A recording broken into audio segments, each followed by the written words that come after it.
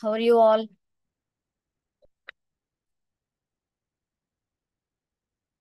Yes, Good, ma'am. Good, ma'am. Thank you. thank you. Thank you. So, as this is the last class, we will try to discuss some of the important topics in paper one, throughout the syllabus. Okay. So, we will finish first the 3 units 23, 24, and 25. So, unit 23, Sailing to Byzantium and Easter 1916.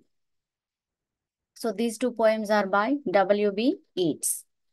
In this unit, we are studying W.B. Yeats. So, William Butler Yeats was an Irish poet, dramatist, and prose writer, one of the foremost figures of 20th century literature. So, W.B. Yeats is quite famous for his poems. Of course, even though he's a dramatist and a prose writer, he is quite known for his poems. His poems are well known, wide read, and a very good inspiration and source of research for the future artists. A pillar of both the Irish and British literary establishment, he was a driving force behind the Irish literary revival and co-founded the Abbey Theatre. So he is the one who founded the theatre Abbey, which is also called the National Theatre of Ireland. So as a dramatist, he, along with some other writers and painters, he established a theatre in Ireland, Dublin. Yeats was awarded the Nobel Prize in Literature in 1923 for his always inspired poetry, which expresses the spirit of a nation in a highly artistic form. So he's a good writer, prolific writer. He encourages his countrymen to fight for their freedom. And he's a Nobel laureate also. So early life, Yeats was born into an artistic family on June 13th, 1865 in Sandymount, Dublin, Ireland. His father, John Butler Yeats, was a well-known portrait painter, and his mother, Susan Mary Pollexfen, came from a wealthy merchant family in Sligo. Yeats spent much of his childhood in County Sligo, which he later referred to as his spiritual home. Ireland is a very beautiful place, and it is a very cool and calm place. And of course, even though that was a part of British Islands, British reign was there. The rule, for some time, Ireland was under the rule of Britain. So they fought for their freedom, just like us. But enslavement is not clear. I mean, like Africa and India, they were not enslaved completely, but British rule was there. Education and early career. He was educated in London and Dublin, spending his summers in the west of Ireland. Yeats initially studied at the Metropolitan School of Art in Dublin, where he developed a keen interest in mysticism, which is a branch of religion, folklore literature, and the occult literature. His early poetry was influenced by Romantic literature, particularly by the works of Percy Bysshe Shelley, P.B. Shelley, a Romantic poet. So he is quite interested in arts. That's why he has written the poem Byzantium, where the Byzantium today is Turkey, Istanbul. And the city was very quite known for its art. The architecture, construction, and the art produced by Byzantium, it was quite popular. So now this current poem, Sailing to Byzantium, he wants to sail to Byzantium. So let us see what are the reasons that he wants to set a sail to that great city of art and culture. So involvement in the Irish literary revival in the 1890s, Yeats became a key figure in the Irish literary revival, a movement aimed at promoting Irish literature and culture. So he wrote and he stood for his country revival in almost all aspects, freedom fight and literary revival also. He helped establish the Irish Literary Society in London and the National Literary Society in Dublin. So, simultaneously, he established literary societies both in Dublin, his own place, and as well as in London. Alongside Lady Augusta Gregory, he founded the Abbey Theatre in Dublin in 1904, which became a hub for Irish playwrights and actors. So he encouraged his countrymen. Education and early career. He was educated in London and Dublin. I think we finished with this. Political engagement. Yeats was also deeply involved in Irish politics. He was a member of the Irish Republican Brotherhood. Although his political views were complex and evolved over time. He served as a senator in the Irish Free State from 1922 to 1928. That means almost 6 years he worked as a senator to free Ireland, which is freed from British rule, reflecting his commitment to the emerging Irish nation. So, coming to his personal life, Yeats had a long, complicated relationship with Marwood Gone, an Irish nationalist and actress who became his muse. So, he was quite inspired by her intellectuality, her character, her abilities, and her beauty. So, she became his muse. Although she repeatedly refused his marriage proposals, her influence on his work was profound. Finally, he did not marry this lady and he married George Heidelis, with whom he had 2 children, Annie and Michael. So later works, his poetry underwent significant stylistic and thematic changes over his lifetime. His early work was marked by romanticism and mysticism, but his later poetry embraced modernist elements and tackled aging, loss, and political disillusionment themes.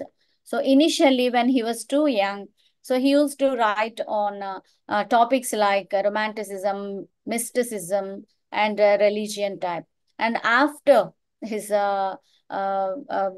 participation in the revolution and after once Ireland is free, his themes have been changed.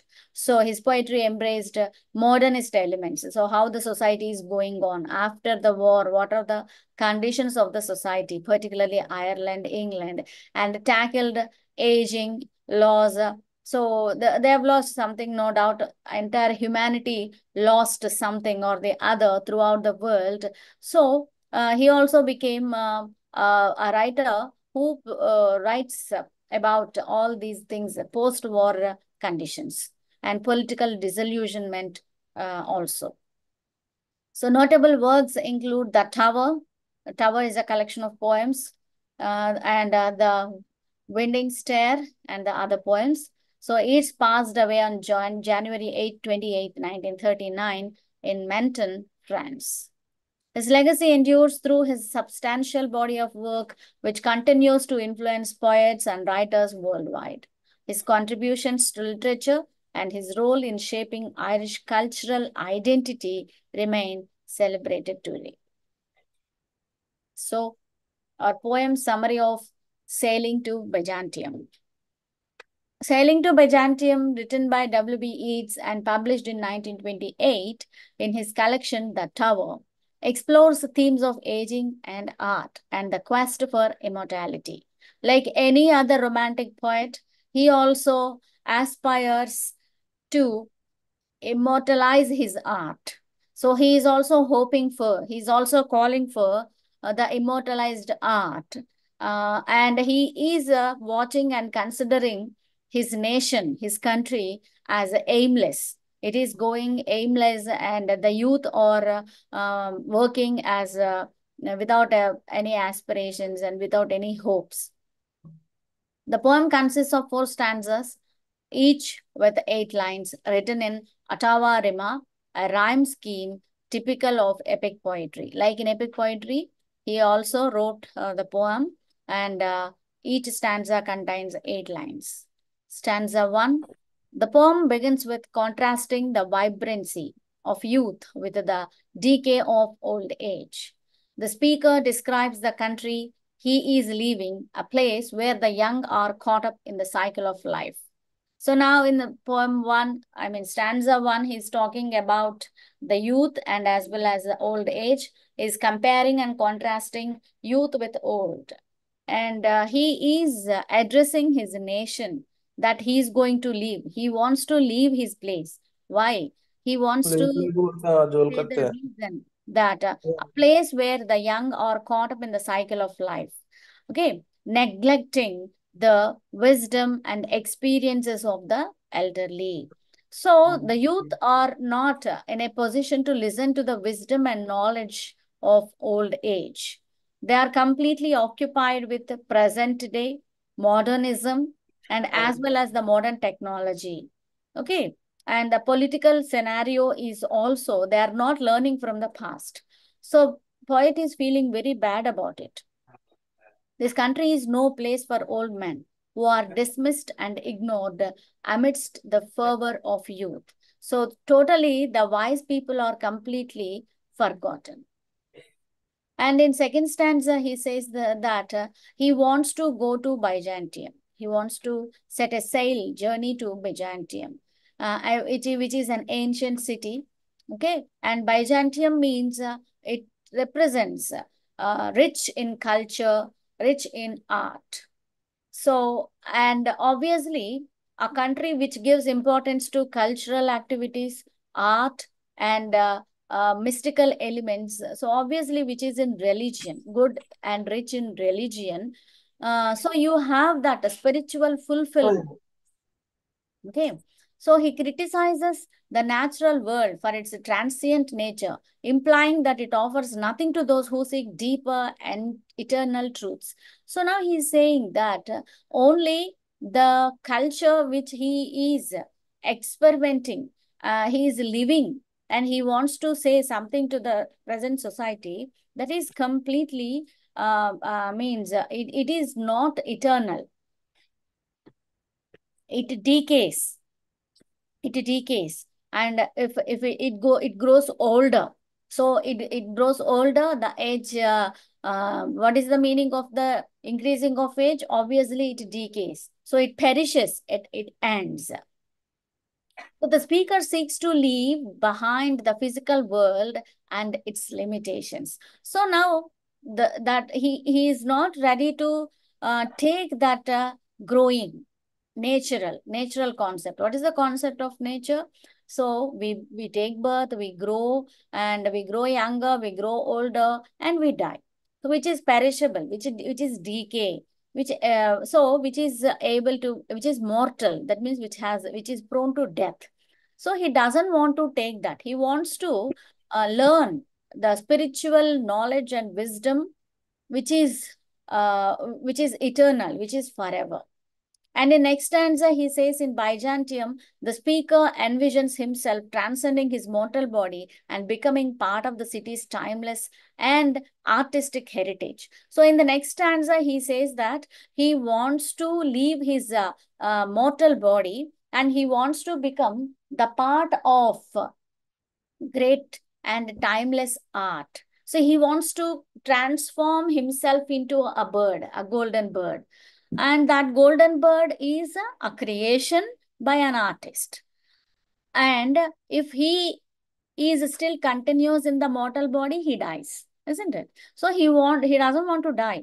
He wants to become a part of the timeless artistic heritage. So he wants to transform himself into a golden bird, and he is aspiring to become a part of the artistic heritage. He calls upon the sages of Byzantium, represented as figures in the mosaic, to teach him the secrets of eternity and help him escape the decaying world of the flesh. So he is calling, okay, he is inviting the sages of Byzantium, the great figures of Byzantium, who became eternal through the art, okay, who is still living in their artistic creativity. So he is calling them. He is asking them to teach him the secrets of immortality, how to become immortal.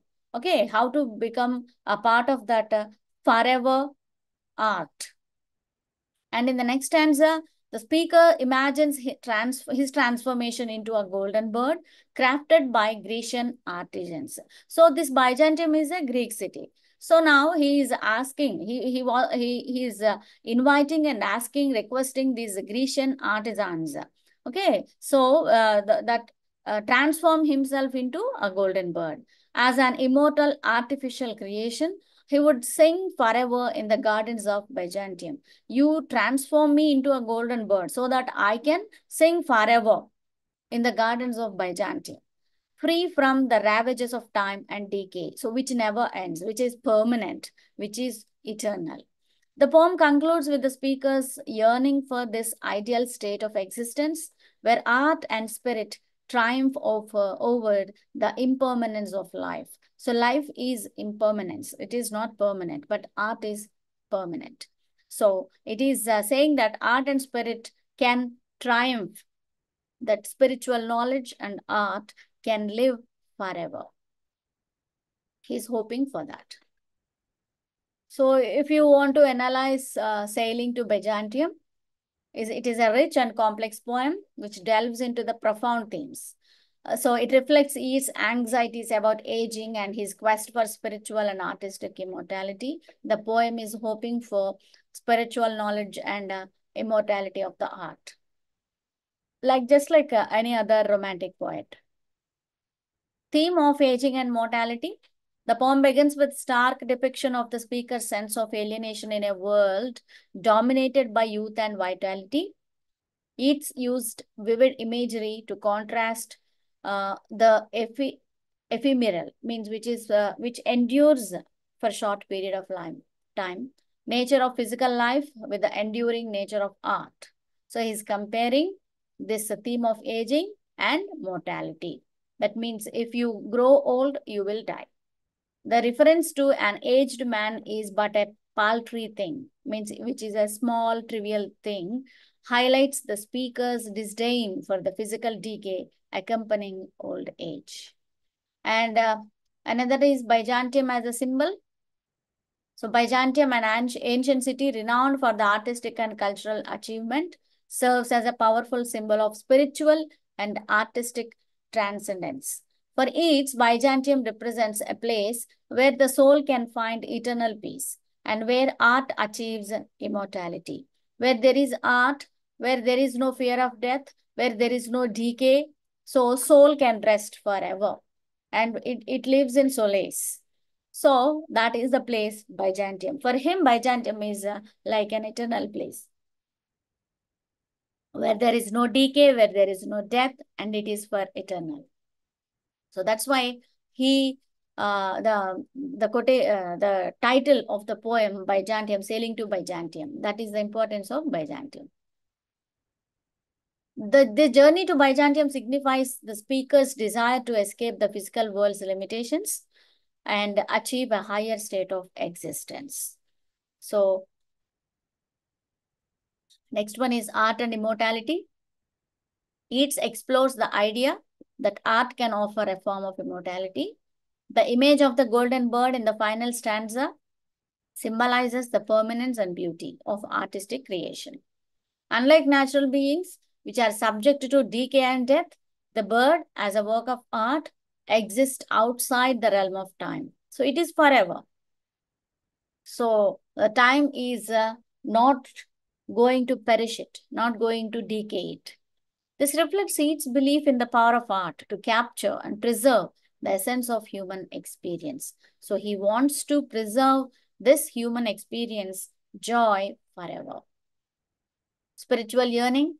The poem also reflects Yeats' spiritual quest. The invocation of the sages of Byzantium suggests a desire for spiritual enlightenment and a connection with the eternal. It is also spiritual. He is invocating the sages and he wants to be a part of that eternal world.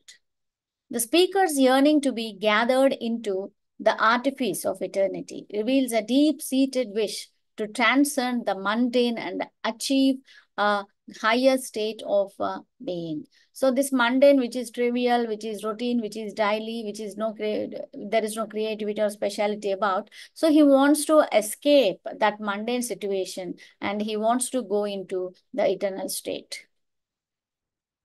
Use of form and language. Each employs ottava rima, a traditional form associated with epic poetry, to give the poem a formal, elevated tone. The language is rich and evocative, with a rhythmic quality that enhances the poem's meditative and lyrical nature.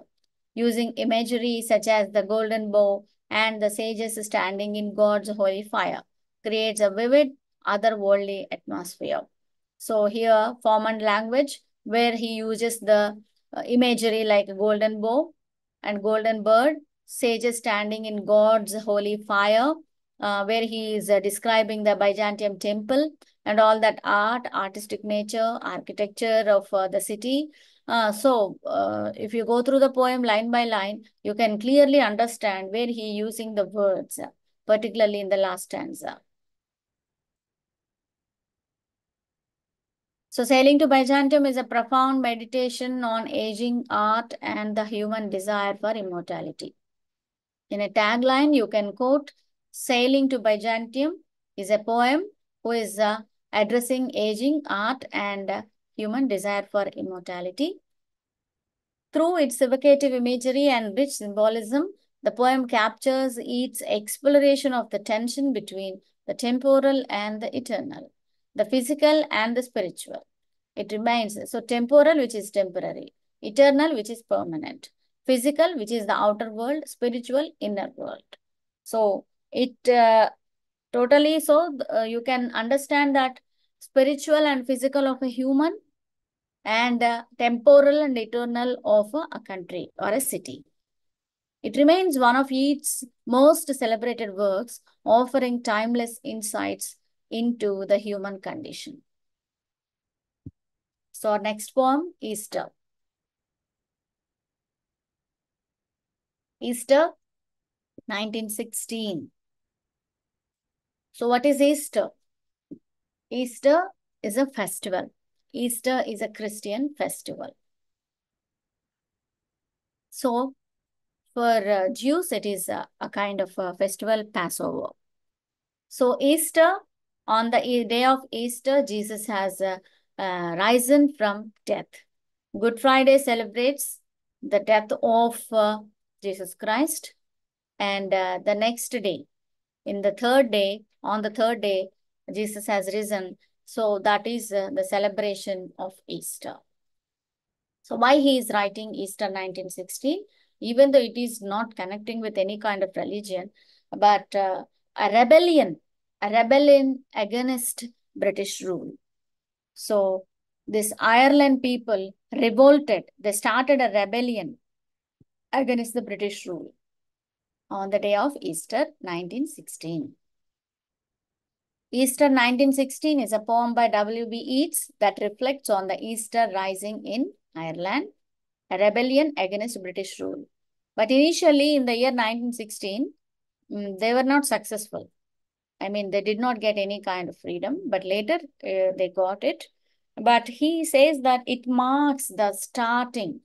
It marks a beginning of the rebellion, which is great, even though the result is not successful, it is a great movement, political, social movement. The poem describes the people involved in the uprising and their transformation from ordinary citizens to heroes. Each also reflects on the rebellion's impact and considers its significance in Irish history. The poem delves into themes of sacrifice, politics, and the cyclical nature of history. So, how very common, very ordinary citizens of Ireland became heroes. And this poem is dedicated to such kind of heroes. So a brief summary of stanza 1 and 2 and 3, 4. Each begins by describing his casual, everyday encounters with the people who later became the leaders of the Easter Rising. Very common people who are doing their daily activities, became leaders of that movement. He recalls greeting them with polite but empty small talk. At the time, he viewed them as ordinary individuals caught up in their daily routines. The stanza ends with the refrain, "A terrible beauty is born," indicating a dramatic shift in how he perceives these individuals due to the uprising. So the environment which is calm, which is filled with day-to-day activities, so raised to such a traumatic, terrible situation where they are fighting. Each and every man became a hero. Each and every commoner became a warrior for their freedom, for their liberation, for the country's liberation, for the nation's liberation. And in the stanzas too, each names some of the key figures of the rebellion. So he acknowledges some of the key figures, such as Countess Constance Markievicz and Patrick Piercy and Thomas MacDonough, and recounts their former lives and personalities. So they are royals. Okay, some of them belong, they are high burns, they are noble burns. And so earlier, how they used to live and how now they are doing their fight, how they are participating, what is their participation, what kind of inspiration and support that they are giving to Irish society. He acknowledges their flaws and quirks, but also recognizes their unwavering commitment to their cause. Despite his previous dismissive attitude, Yeats now sees them as transformed by their sacrifice. By now, these great figures are sacrificing their lives, their royal lives, their money, and their status, and now they're participating. They're becoming the part of the struggle and rebellion. So, in the next stanza 3, the poet reflects on the relentless nature of the rebellion. So it is relentless, even though they are not getting any success, even though they are not recognized, even though they are subsidized, they are forcibly calmed, but still he's acknowledging their spirit of fighting. Okay, so imagery of a stone in the stream of symbolizes steadfast determination. So he's using an image. So their nature of rebellion, their aim, okay, their hope is like a stone which is in the stream. Okay, so it is even though it is movable by the force of the stream, but it never melts. Even though it changes its place, but it never changes its form. That's how he's comparing the rebellion with a stone. The stone disturbs the natural flow, representing how the uprising disrupted its normal course, life's normal course. Each admires their constancy and questions whether such unyielding commitment is always wise. So even though they are forced to calm down, what is that? Even though their fight is not a successful one, but still their spirit, their hope is relentless. They are not yielding. They are not yielding to the force of British rule. So, next stanza, each honors the memory of the fallen leaders, listing their names and acknowledging their ultimate sacrifice. He recognizes that their deaths have changed Ireland forever. The refrain, "A terrible beauty is born." So he uses the line, "A terrible beauty." So what is that beauty? So it is repeated, underscoring the paradox of their sacrifice. They sacrificed. Many of them are died. Okay, so he's saying the terrible beauty. It is terrible. And beauty. Why they are beauty? Why they are beautiful? He's addressing the death and sacrifices. Social, they lost their wealth, they lost their life, they lost their homes, some of them, and professions. So there is a loss. And he is addressing it as a beauty, terrible beauty, because even though they are losing everything, they are not giving up, they're not yielding to the power, and they are still fighting. Okay, so the poem concludes with a resolve to remember their deeds and ensuring that their legacy endures. So even though the success is not visible, so still they are hoping for the success and still they are fighting. So Easter 1916, poignantly reflects on the transformation of ordinary individuals into heroes through their actions and sacrifices during a pivotal moment in Irish history. Each captures the complexity of the event, blending admiration for the leader's courage with sorrow for the bloodshed and loss. The poem immortalizes the Easter Rising and its impact on Ireland, emphasizing the birth of a new national consciousness from the turmoil.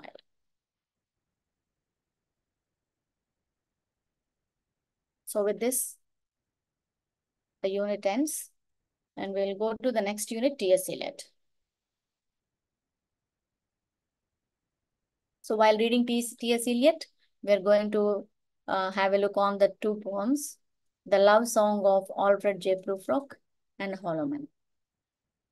So T.S. Eliot is quite popular. He's a Nobel laureate, no doubt, and his poem, The Wasteland, even it is quite familiar, irrespective of the age and irrespective of the field. Even though the students who are not English literature, who did not study literature, also knows Wasteland. That much quite popular the T.S. Eliot is.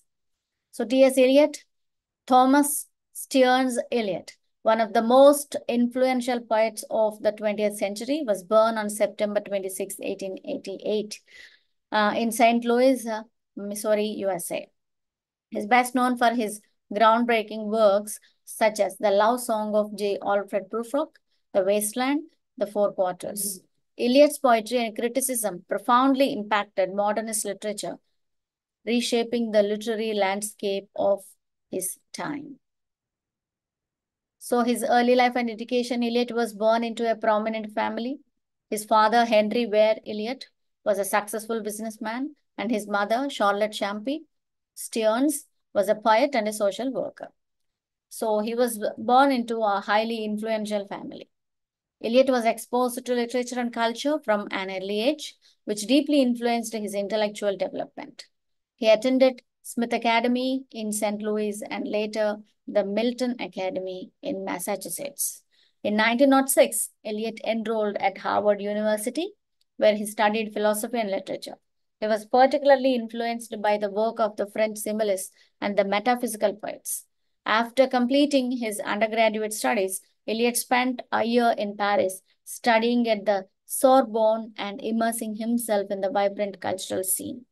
If you see his journey, every institution he read is at a different place situated, which embodies different culture, various religions, various languages, various landscapes. So through all these experiences, he became an immense poet who uses images, symbols in a wide range of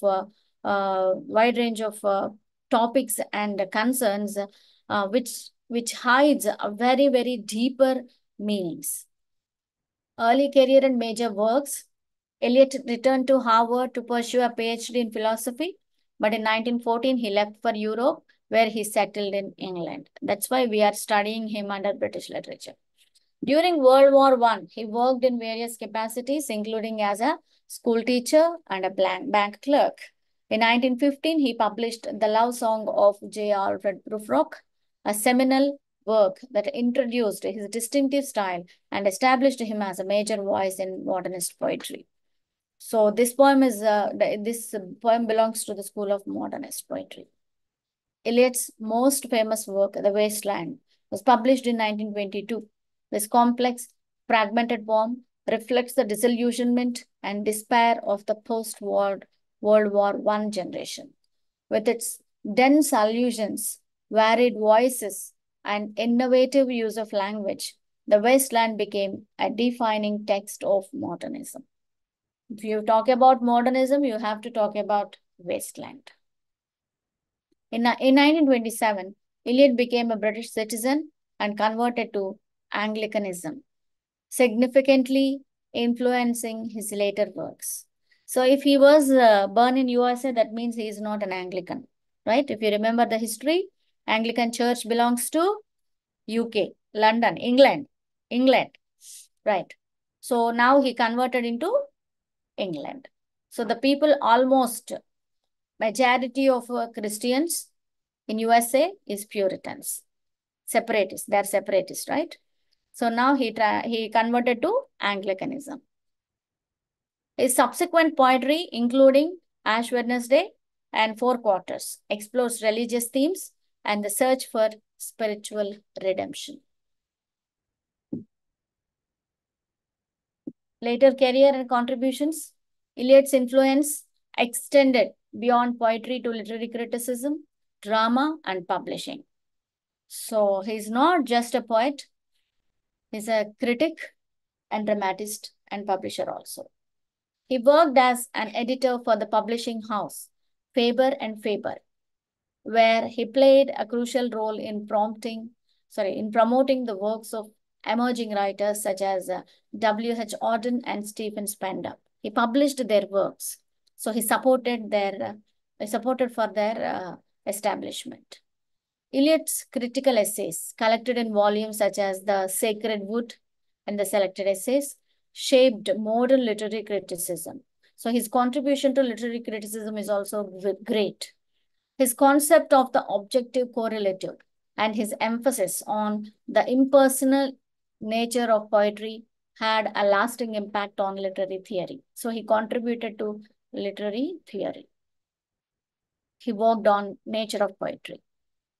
In addition to his poetry and criticism, Eliot wrote several plays, including Murder in the Cathedral, which is quite popular. It's a drama, and The Cocktail Party in 1949, which were well received and demonstrated his versatility as a writer. Almost all his poems, dramas, and literary criticism contribution is highly read, highly appreciated also. So his personal life, Eliot's personal life was marked by periods of turmoil and introspection. In 1915, he married Vivian Highgaywood, but the marriage was troubled and contributed to Eliot's mental health struggles. And he struggled a lot. They separated in 1933 and later institutionalized. That means he separated in the sense they got divorced. In 1915, Eliot married another lady. So Fletcher, he's a secretary at Faber and Faber, which is his publication house. The second marriage brought him much happiness and stability. Legacy and death. T.S. Eliot was awarded the Nobel Prize in Literature in 1948 for his outstanding contribution to poetry and criticism.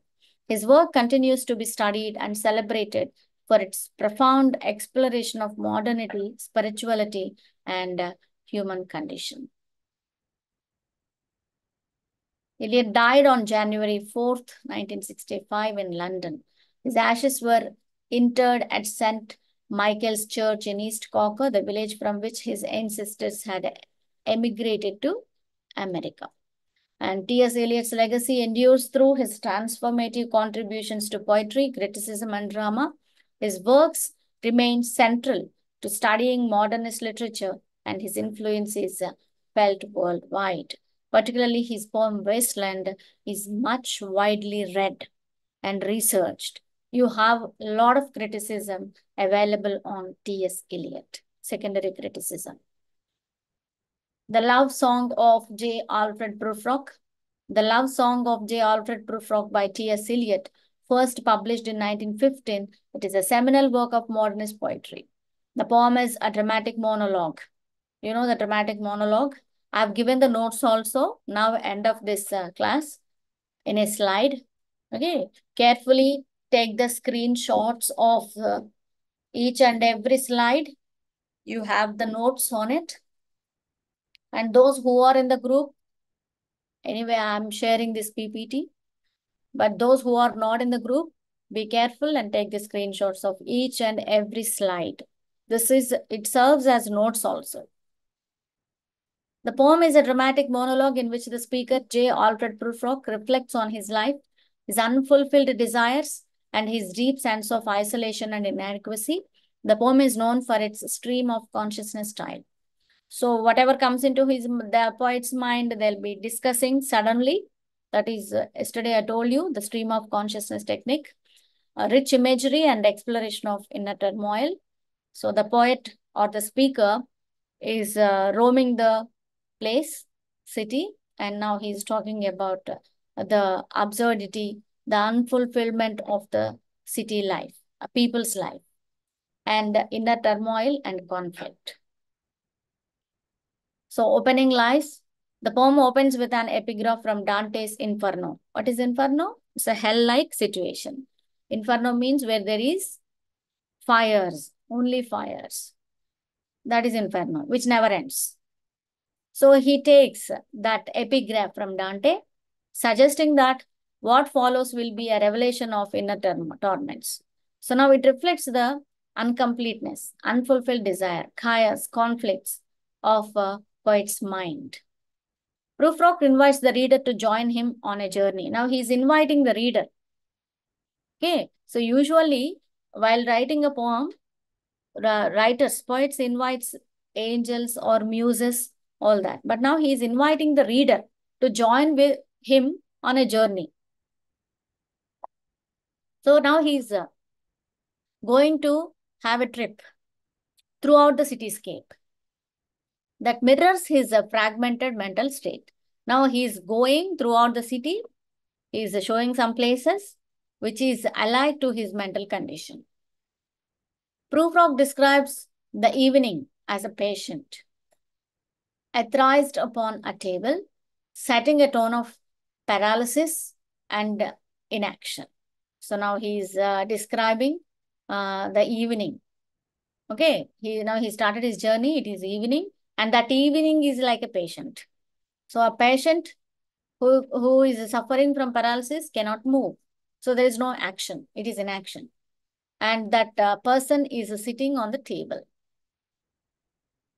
He contemplates making a significant social move, but is overwhelmed by indecision and self-doubt. So now he's thinking of the society and his mind. So there is no significant social move. Like a paralysis patient, there is no movement, which is significant. That means there is no contribution to growth, which is very good. Or, I mean, there is no wisdom. There is no significant active movements which is happening in the society. And they're overwhelmed by indecision. That there is always to be or not to be, what to do, what not to do. It is indecision and self-doubt. They don't have confidence. They don't have faith. And in second and third stanzas, as Prufrock navigates the city, he started moving again from the place. He reflects on his life and the passing of time. So now how life is going on, how the time is passing unnoticeably. He worries about his appearance. Now he grew older. Okay, so he's feeling very bad about his appearance, particularly his thinning hair. So he lost his hair and aging body grown old. And this concern with superficial judgment highlights his deep insecurity. So superficial judgments, that means he is thinking himself as very invalid. Why? He became old, okay, and he cannot contribute. He cannot do active work, and he's not handsome. And so obviously it is a kind of dependence. So there is no self dependence. I mean, they are not independent. The thoughts, ideas, social movements, they're not independent. They're not young, energetic, active. That is what the poet wants to reveal. Actually, when T.S. Eliot was writing this poem, he was just 27 or 28 years old. But he's talking about the old age.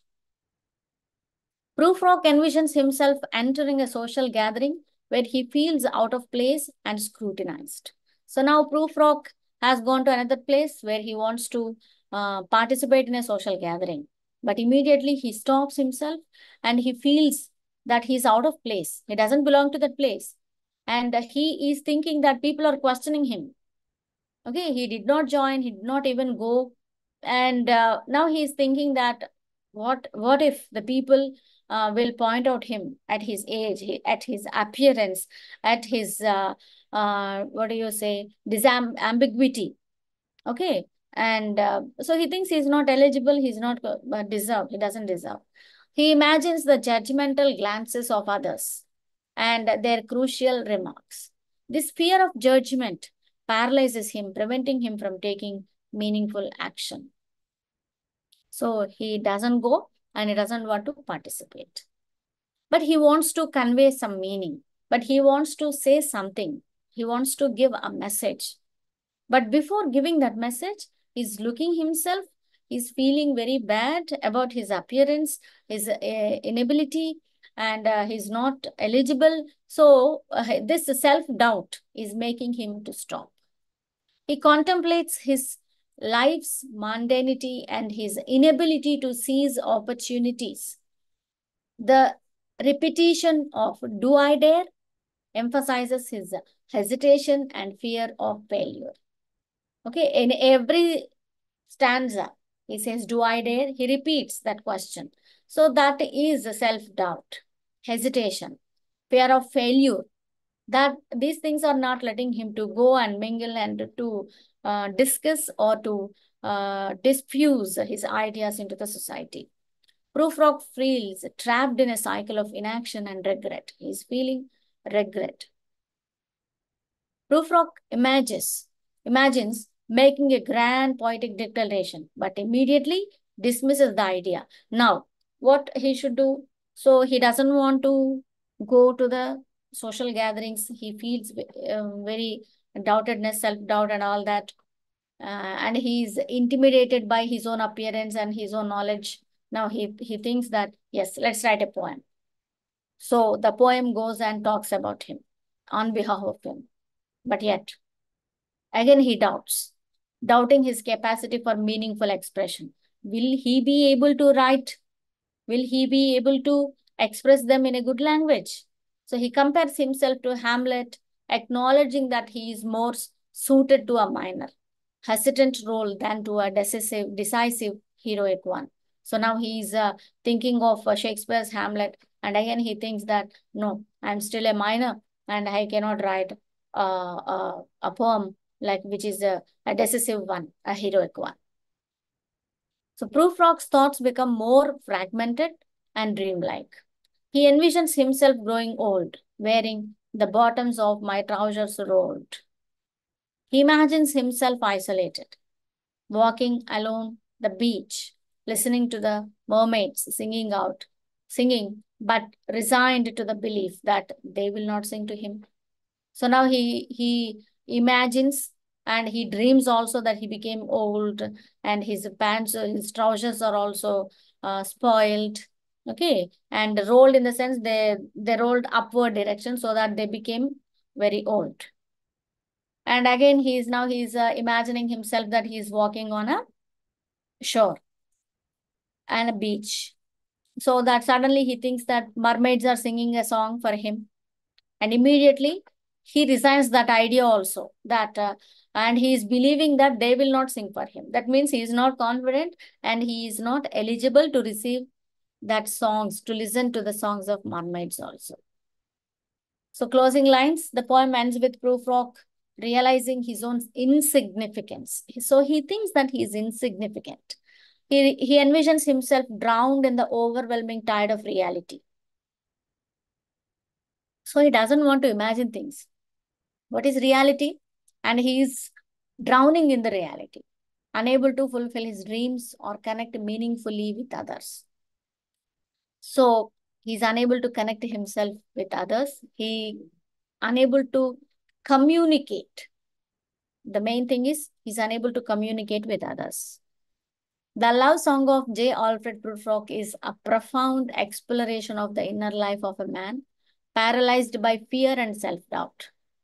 Through rich imagery and a fragmented narrative, T.S. Eliot captures the complexities of modern existence and the profound sense of isolation that can accompany it.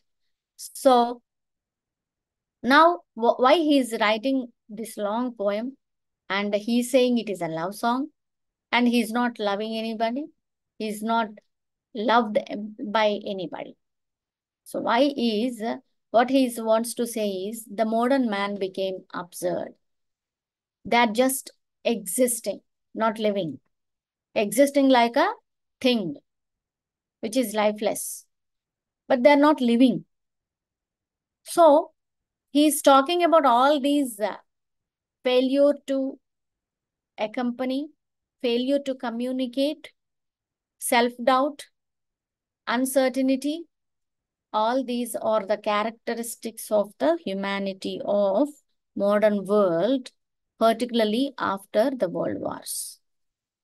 Humanity is became like this. Humanity became less imaginative, less creative.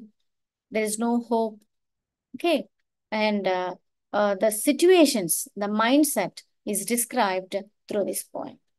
Prufrock's poignant reflections on his life and unfulfilled desires continue to resonate with readers, making the poem timeless piece of modernist literature. Hollow Man. Another poem, Hollow Man. This is also wonderful poem. Hollow means nothing. Hollow means nothing. For example, you take a pipe, water pipe. If there is no water in the poem, in the pipe, that is hollow, right? There is no media. That is hollow.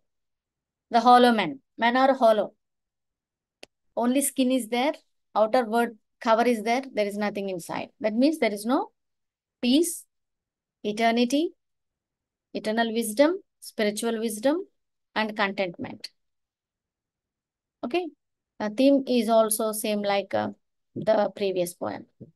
So it is written by T.S. Eliot and published in 1925. The poem reflects the post-World War sense of despair and the existential crisis of the modern era. So in part 1, the poem begins with the 2 epigraphs, one from Joseph Conrad's Heart of Darkness, okay, and the other from A Children's Rhyme, A Penny for the Old Guy. These references set the tone for a meditation on moral and spiritual decay. Moral decay, Heart of the Darkness, Mr. Kurtz.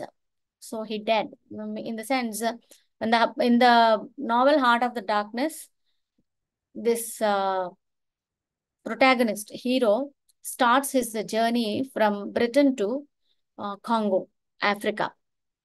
So throughout his journey, he is listening to Kurtz, a prominent figure, and he is a businessman. So he lives in Congo. So now he he hears about Kurtz. He's a great man, he's a rich man, and he is making money and all that. And he's working for the Africans. That was his initial impression. As he goes into deeply, he's a I mean he works for that boat cruiser. He travels in the cruiser ship, and slowly when as the journey progresses, he is realizing the real character of the Kurtz. But finally, he goes and meets the Kurtz, and he sees the Kurtz as a very cruel, heartless, rude person. He's exploiting the native Africans. He's killing them. He's brutally murdering them. And he's misbehaving with children. And he's treating the women as slaves. And so much of exploitation is there. And his heart fails. So the Kurds, again, he travels in the ship of the hero. And as the journey progresses, he dies. So now he is taking the example that the Kurds symbolizes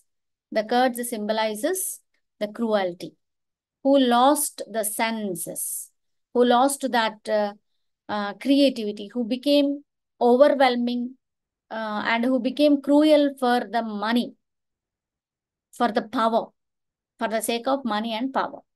That is the impression, or that is the significance of the Kurds character. So now he is addressing Kurds. That means initially humans are okay, fine. They have humanity. They have some sensibilities, feelings, compassion. But as the journey progresses, now the need arises. The time arises that circumstances are forcing humanity to become cruel. They're losing compassion. They're losing humanity. They are not kind enough. Okay, they are becoming cursed. That means they are becoming cruels. So they're not treating their fellow beings as humans. Selfish. Humanity is centered. Man became self-centered. So such type of themes are explored. These references set the tone for meditation on moral and spiritual decay. The speaker describes the hollow man as a straw-filled figures, lifeless and empty. They cannot take decisive action and are struck in a state of paralysis and impotence. So they are hollow and they don't possess anything. Hollow in the sense they don't have spiritual knowledge, they don't have humanity. That's why they are hollow. The hollow men exist in a barren landscape. Barren, which again symbolizes, barren means there are no trees, there are no agricultural fields. Barren means which is unable to produce anything, that is barren. So landscape devoid of life and meaning. There is no life, there is no meaning. Their voices are dry and whispering. So they cannot talk exactly. They are unable to communicate in a proper way. Okay. And their voices are dry and whispering. Even their voices are not audible. Like wind in dry grass of rats' feet over broken glass. So like a wind which has no shape, which has no permanence, definite place. They are like wind in the dry grass. So the dry grass cannot move along with the wind's direction. If it dies, then it is scattered by the wind. But if it is, look at the wind. Imagine the wind in a very healthy crop-filled fields. In the fields, when the crop is grown, if the wind is blowing, how beautiful it is to look at it, isn't it? So the wind comes and the trees are, even the grass is bending in the wind's direction. It is an awesome scene to look at and to marvel at. But in the dry field, it never happens. So the dry grass never resonates, never responds because it is dry. There is no life. So human's life is also like that. Okay. So this imagery emphasizes their desolation and lack of substance. So they are hollow, they are empty, they're evacuated, they're desolated with life, world. The hollow men are spiritually dead, unable to connect with each other or with any higher purpose. They are living. No, they are existing. They are not living. To the poet's sense, to the poet's consideration, a man without any spiritual knowledge, a man without any religious fear, God's fear, okay, a man who is unable to help the humanity is dead. So there is no higher purpose. And in the next stanza, the poem shifts to a more introspective tone as the hollow men contemplate their own emptiness. So now they are thinking about their emptiness, the hollow men. They acknowledge their inability to face reality or confront their fears. Yes, they are not ready to accept that they have fear. Instead, they exist in a twilight world, caught between life and death, heaven and hell. This liminal state reflects their spiritual inertia and existential uncertainty. So they are living in between. They are living in between their life and death. They're not going either side. Heaven and hell, they are still existing between heaven and hell. So the uncertainty, ambiguity, which is wrong, particularly which is wrong against to the God's will. So God says, be in the state of heat or cold. Don't hang between these two. Okay. So don't be in the state of lukewarm. This liminal state reflects that spiritual inertia and existential uncertainty. And hollow men long for a sense of purpose and redemption. Now they are trying to have the redemption, but they cannot achieve it because they are not trying. They want, but they're not trying. They're not coming out of their old status. because they're not accepting. They are haunted by images of religious and cultural symbols. So they are haunted only by images, not their thinking. They're not accepting. They're not taking them into consideration seriously. But these symbols have lost their power and significance. So now they're they are haunted by the images and religion and cultural symbols. That means they have fear about their past, and they don't have power now, but they are imagining them, so they cannot come out of it. The poem suggests that the hollow men are trapped in a cycle of futility, unable to break free from their own despair. From their haunting stage, they should come out, but they're not coming. So, in the last part, the poem final section, the most famous with its repeated refrain, "This is the way the world ends, not with a bang, but a whimper." Okay. So even he's saying that if it ends, there is no big sound also, but just it is a whisper, a whimper, a small sound. That means they're hollow. Okay. The humans are not existing. They're not living. They're just existing. They're like toys. They're like just gross toys. So there is no, even though the world ends, there is no big sound like Big Bang Theory. Okay. So this is how he satirizes the world.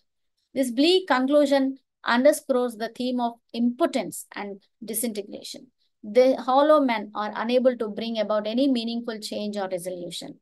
Their existence ends in a quite anticlimactic collapse, reflecting the broader sense of disillusionment and fragmentation in the modern world. This slide is important. Take a pic of it. So the Hollow Man is a powerful exploration of the spiritual and moral decay of the post-World War I era. Through vivid imagery and fragmented narrative, T.S. Eliot captures the sense of disillusionment and existential angst that characterize the modernist movement. The modernism is lifeless. It is just, humanity is just existing but not living. The poem's haunting refrain and evocative language continue to resonate, making it a timeless reflection on the human condition. So, the technology, the science, the beliefs, the separation, okay, the fragmentation in the society, the industrialization, and all these, man is running after the science and technology. He's not taking care of his spiritual growth and all that. So, society is empty, like a hollow man, which is filled with a hollow man. So coming to our unit 25, Waiting for Godot. Let's have a quick review on Waiting for Godot by Samuel Beckett. So this play belongs to theory of absurdity. Theater of absurdity. So Samuel Beckett is an Irish playwright, novelist, poet, and essayist also. He is widely regarded as one of the most significant writers of the 20th century, later 20th century, last part of the 20th century. Known for his bleak, minimalist style, Beckett's work explores themes of existential despair, absurdity, and the human condition. His most famous play, Waiting for Godot, has become a cornerstone of modern theatre. It is quite popular. It played many thousands and hundreds of times in the theatres. It's a play. So, early life and education of Samuel Beckett. Beckett was born in April 13, 1906 in Foxrock, a suburb of Dublin, Ireland. He was the second son of William Beckett, a quantity surveyor, and May Beckett.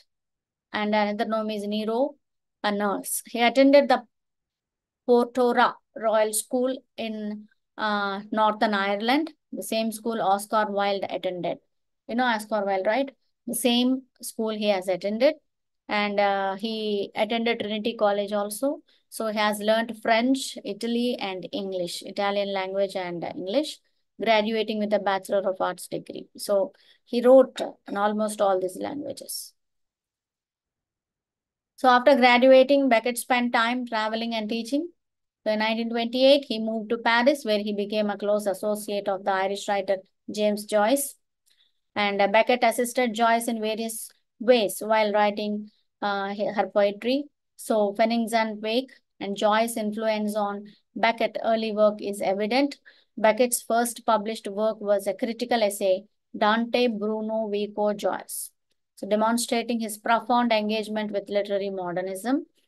And he wrote Writing and World War II, Beckett's early novels, Dream of Fair to Middling Woman, okay, and Murphy show his developing style. So all these plays he wrote about World War II. So for his bravery, Beckett awarded because he worked in the war. I mean, he worked in the Second World War in the military as a courier. He worked as a courier in 1942. So he participated in the war and he received an award by French government as a Croix de Guerre and the Médaille de la Resistance for his bravery. These are the two awards. So major works include Molly, Melondice, and Unnameable. These novels form a trilogy that delves into the themes of identity, existence, and the breakdown of narrative. And another one, Waiting for Godot, and Endgame, and Crab's Last Tape. So he's a Nobel Prize winner. He was awarded Nobel laureate for his writing, which, in the words of the Nobel Committee, in new forms for the novel and drama. So Nobel Committee quoted these lines about Samuel Beckett. In new forms for the novel and drama, when the destitution of modern man acquires its elevation. Beckett remained a deeply private individual, often shunning public attention despite his international acclaim. Even though he's an internationally acclaimed poet, writer, but he never exposed himself. He preferred a private life. So death and legacy, Samuel Beckett died on December 22nd, 1989 in Paris. He was buried in the Montparnasse Cemetery alongside his wife Susan. Beckett's legacy endures through his profound influence on contemporary literature and theater. His exploration of the human condition, marked by a unique blend of bleakness and a dark humor, resonates with readers and audiences worldwide. So his plays are played worldwide. He is quite popular in the world theater. His works remain central to modernist and postmodernist literature studies, offering a timeless reflection on existential questions and absurdity of life. So, Waiting for Godot, it is a seminal work of Samuel Beckett. Okay, it belongs to a theater of absurdity, and it explores existential themes of meaninglessness, uncertainty, and the human condition through the interactions of two main characters, Vladimir and Astragon. So,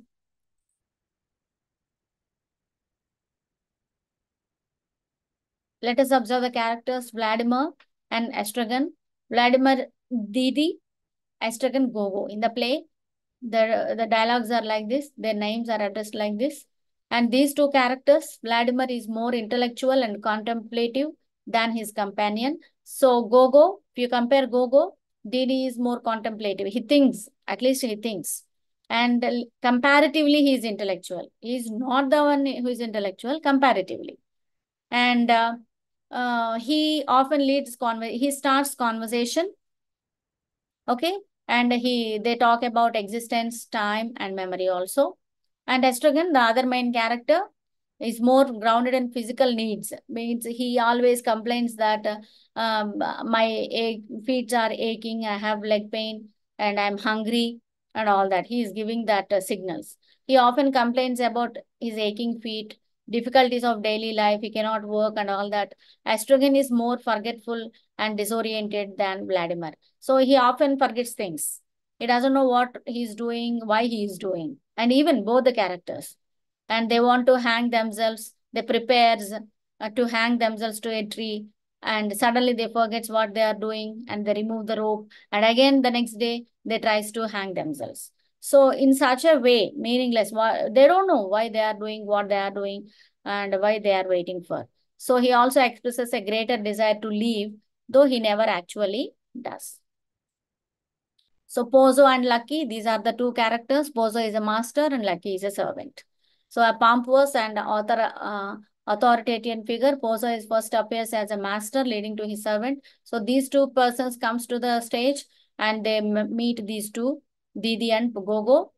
And initially, Pogo is very powerful and he carries the Lucky with a rope. I mean, he brings Lucky with a rope like an animal. It represents power and control. So Pozo character represents power and control, but is later revealed to be vulnerable. So later he becomes blind. Okay.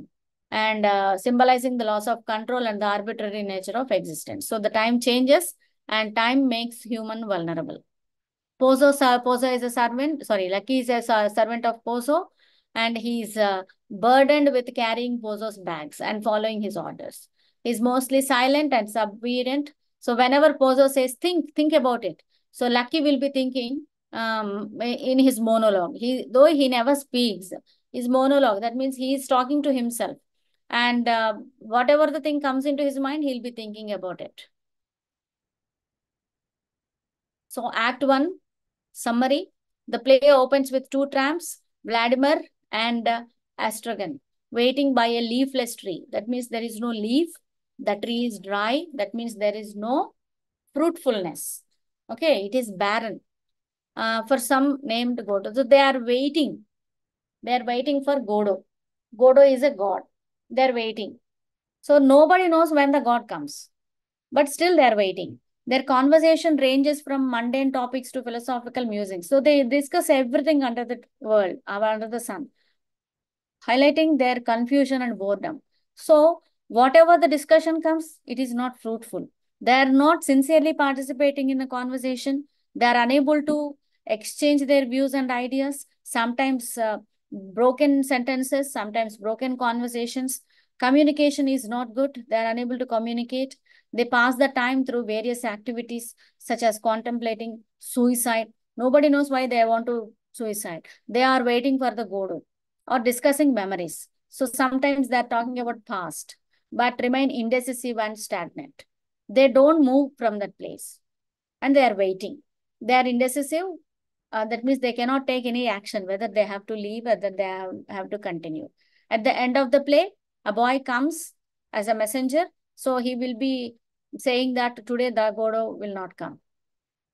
As they wait, Pozo and Lucky visit them. Pozo is a pompous and tyrannical figure who cruelly treats Lucky. So Lucky is a slave, Pozo is a master. So Lucky will be carrying the bags of Pozo. And disjointed monologue, this Lucky is unable to continue the conversation, unable to understand the conversation, and he cannot communicate. So a boy arrives and bringing a message from Godo. He will not come today, but will surely come tomorrow. So every day he comes and he is saying the same message. The act ends with Vladimir and Estrogen deciding to leave, but they do not move. They want to leave, but they don't move. And second action mirrors the first. Second act also, same action, reinforcing the cyclical nature of the character's existence. So there is no change. Even though the time passes, there is no change in the humanity. Vladimir and Estrogen return to the same spot, continuing their wait for Godo. Again, in the second act also, they are waiting for Godo. The tree now has a few leaves. That means some time has passed, suggesting a passage of time. Their interactions, again, cover various topics and they engage in repetitive actions.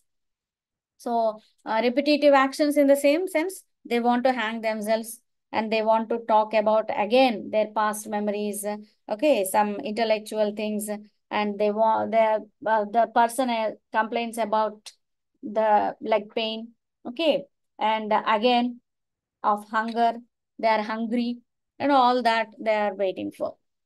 So again, these two, Pozo and Lucky, comes to the scene. Now this time, Pozo is blind and Lucky is mute. Okay. So now it represents that time becomes superpower and human is vulnerable. That means we cannot escape the fate. We cannot escape. We cannot control over the time. We cannot have control over the time, our situation, our fate. So this reversal of circumstances underscores the themes of change and the arbitrary nature of fate. So Pozo does not remember meeting Vladimir and Estrogen the previous day. So this person forgot that they have met yesterday. After Pozo and Lucky leave, the boy arrives again with the same message. Godo will not come today, but will surely come tomorrow. So again, they are waiting and they leaves. The Vladimir and Estrogen contemplating leaving, but as in the first act, they remain motionless, continuing their endless wait. They are waiting, they don't want move, they don't get up, and they don't leave the place. But still, they're planning to leave. So it suggests clearly that meaningless actions in the humanity. So themes talks about existentialism, absurdity, dependency, and power dynamics. The play explores themes of existential angst and the search for meaning in a seemingly indifferent universe. Existentialism, am I again, accepting the situation as it is, which is not a good characteristic, which is not considered as a good characteristic of humanity. We have to live. Life should be active. Life should be with some moral values and some wisdom, some creativity, some enjoyment, and some hope. Just mere existing is not the best characteristic of humanity. So this existentialism, accepting the situation as it is. Okay. So this is one of the characteristics, which is not good according to the poet and the dramatist. Absurdity, which is meaningless. So through its minimalist plot and circular structure, Waiting for Godot highlights the absurdity. There is no plot, there is no story, actions are repetitive, only characters are four, and even though actions are repeating in action 1 and action 2, except a few changes. So this is absurdity, meaningless. There is no rich, profound sense. The characters' repetitive actions and conversations emphasize their monotony and meaninglessness. There is no change. There is no development. Dependency and power dynamics. The relationships between characters, particularly Pozo and Lucky, underscore themes of dependency and power. So sometimes one has power, money, wealth, and again they may become poor. And who are poor, they become rich. Who are happy, they become sad. So time changes everything. Power dynamics. Dynamic, what is dynamic? Prone to change, which changes, that is dynamic. Pozo's dominance over Lucky mirrors hierarchical relationships in society, while Vladimir and Astragon independence reflects human relationships built on companionship and shared suffering. So, hierarchical Lucky and Pozo, it changes. It changes, it may change. It is relationship between power and humans. I mean, government and humans, society. Whereas this Didi and Gogo, Vladimir and Estrogen, these are humans. Human relationships, companionship, and even though they're one is intellectual, one is not, they change, they share their feelings and sufferings. So conclusion, Waiting for Godot defies traditional narrative conventions and challenges audiences to confront existential questions about existence, purpose, and human relationships.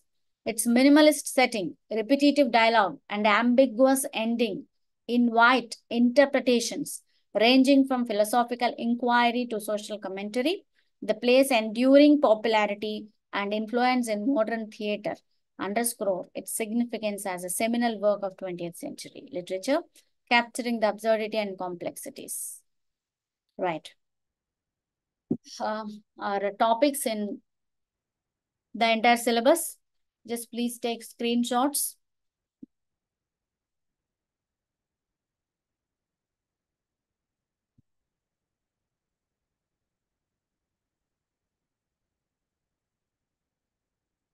How are concepts of good and evil depicted in the play?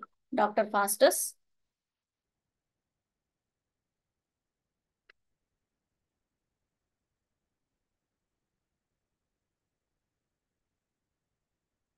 Dr. Faustus has a morality play, right? So how does the depiction of Faustus reflect Elizabethan and Renaissance attitudes towards knowledge, ambition, and morality? Faustus as a tragic hero, Faustus as a Renaissance hero. King Lear as a tragedy, plot and subplot in King Lear, theme of madness in King Lear, sonnets, theme of time, nature, love. How themes of love, nature, and time depicted in sonnets.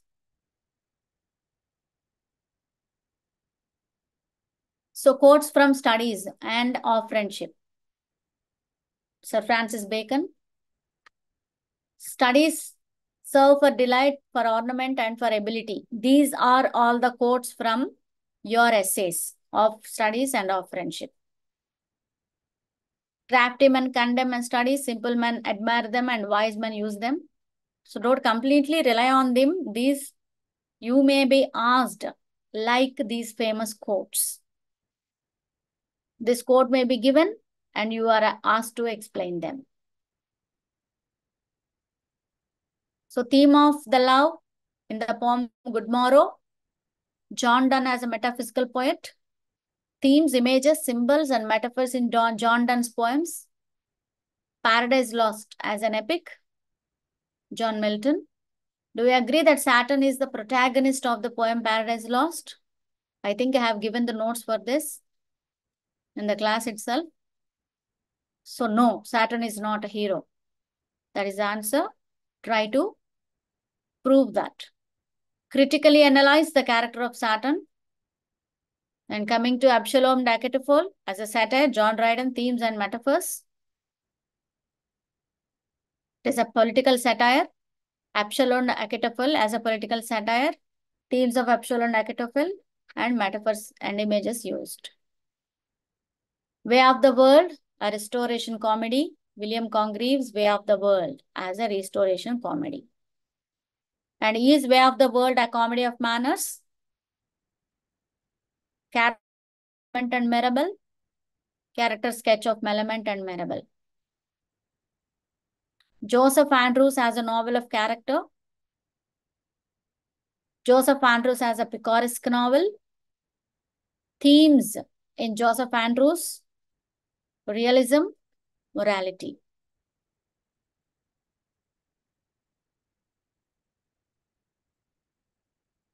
Character sketch of Parson Adams and Joseph Andrews.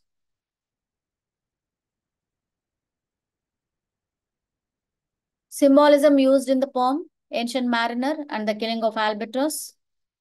Themes: repentance and redemption. Coleridge as a romantic poet. These are the separate topics. Wherever I put comma, consider that is the separate topic. The Killing of Albatross. Themes of repentance and redemption. And S.T. Coleridge as a romantic poet. What things come to fullness or ripeness into autumn? And how does Keats evoke these qualities? Explain the progression from morning to evening in the poem to autumn. How does the west wind act as a destroyer and a preserver? What message does Shelley convey in Ode to the West Wind? Themes and elements of nature in romantic poems. Charles Lamb as an essayist, themes of nostalgia and childhood. Hard Times, social satire, social criticism. The novel as a social satire and a social criticism. Critical appreciation of memoriam, in memoriam poem. Themes of death and life. Coming to Blessed Damozel. Themes: love, spirituality. Renaissance drama, characteristics. These are the questions from background. Write a note on Renaissance drama. Write a note on morality play. Structure or characteristics of Shakespeare's tragedy. Sonnet, Shakespearean sonnet, Spenserian sonnet. It is clearly, the notes is clearly there in the textbook. That is good enough. Go and learn that. You can learn that answer from your text. Features of metaphysical poetry: romanticism and romantic poetry, comedy of manners, theater of absurdity, Waiting for Godot. Comedy of manners. What is characteristics of comedy of manners? Feminism and dramatic monologue. So negative capability, love song of J. Alfred Prufrock. This comes there. Hope you are taking screenshots. So John Keats coined this term and he explains this writer, the ability to write urgent need to resolve the tensions and all that. So in a negative way. So this is negative capability. Theater of absurdity.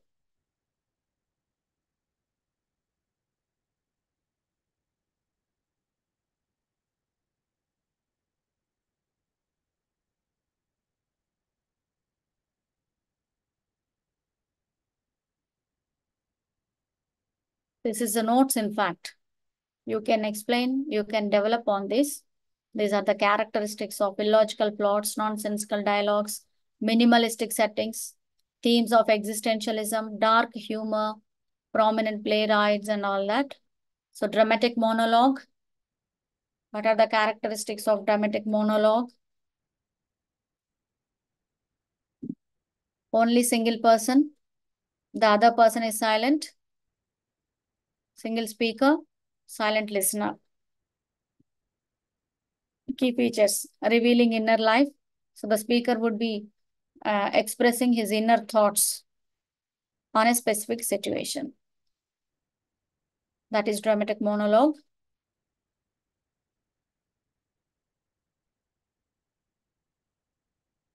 Examples of dramatic monologue.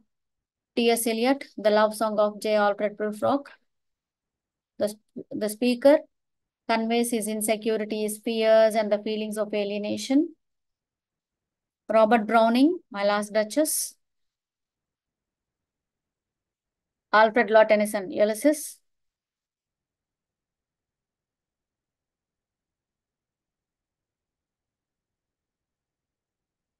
So metaphysical poetry. Characteristics. It's a genre of poetry.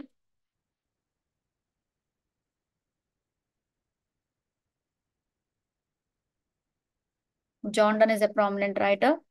So for example, A Valediction, Forbidden Morning. So these are the complete characteristics of metaphysical poetry.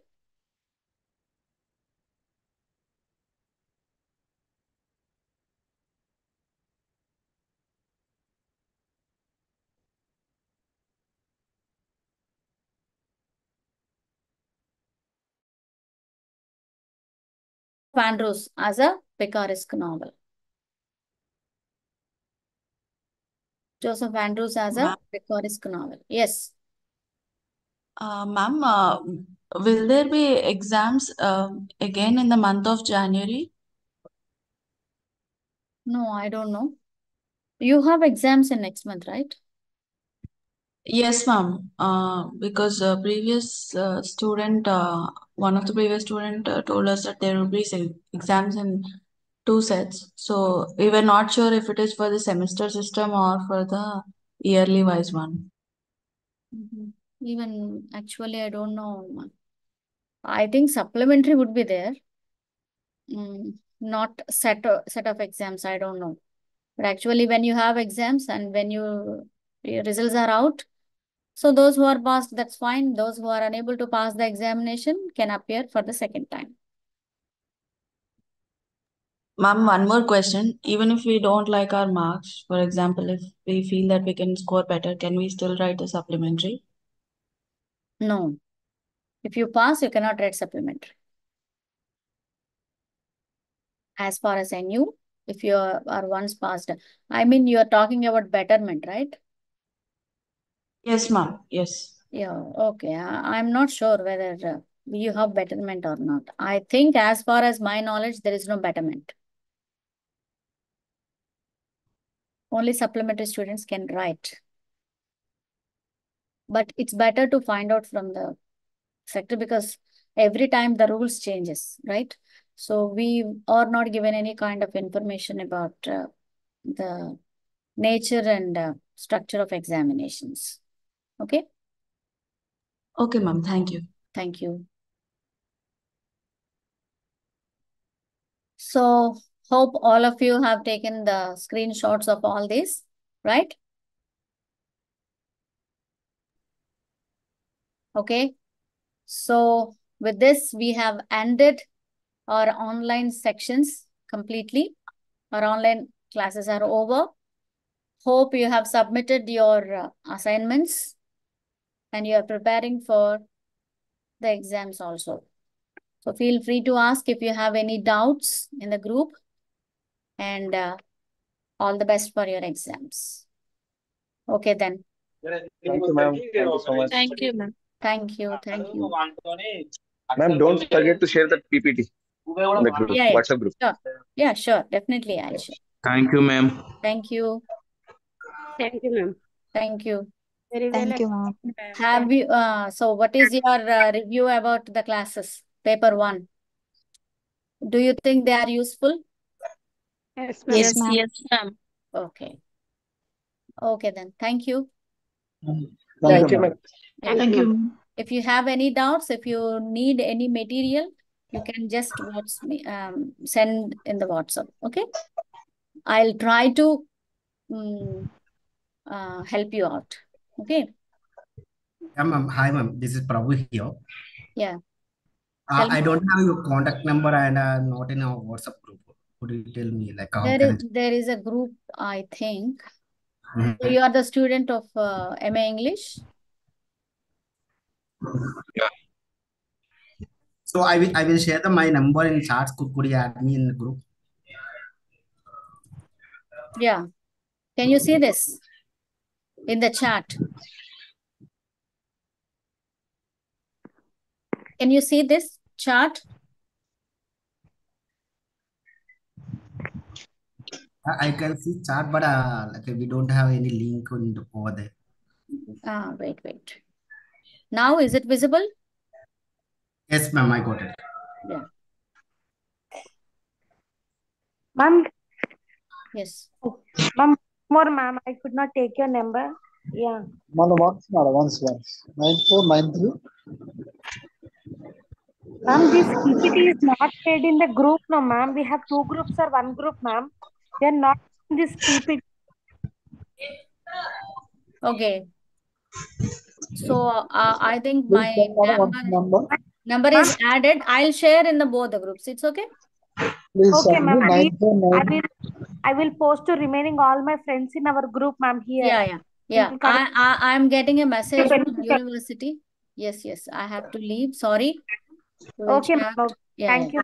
Yeah. They're asking me to leave. Wonderful sessions, ma'am. Thank you. Thank you very much. Thank you, ma'am. Thank you so much, ma'am. Thank you. Thank you.